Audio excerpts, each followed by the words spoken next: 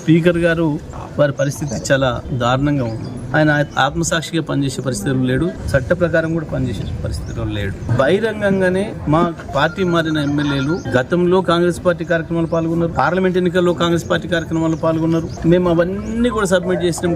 Congress party సమావేశాలలో పాల్గొన్నారు, హైదరాబాద్ లో జరిగిన ఏఐసిసి సభలలో పాల్గొన్నారు. అన్ని కూడా కాంగ్రెస్ జెండా వేసుకొని తిరుగుతున్నారు. అన్ని సబ్మిట్ చేసిన దానికి కూడా స్పీకర్ గారికి కనపడలేదట. కార్స్ అయినా చాలా బుద్ధి కలిగిన బీఆర్ఎస్ పార్టీ ఎమ్మెల్యేలుగానే మరి నిన్నివాళ గత వారం రోజులుగా ప్రతిరోజు మీడియాలో వస్తుంది, కనబడుతుంది. గద్వాల ఎమ్మెల్యే స్పష్టంగా కాంగ్రెస్ ర్యాలీలో పాల్గొని కాంగ్రెస్ అభ్యర్థులకు గెలిపించుకోవాలేమో అని చెప్పాడు.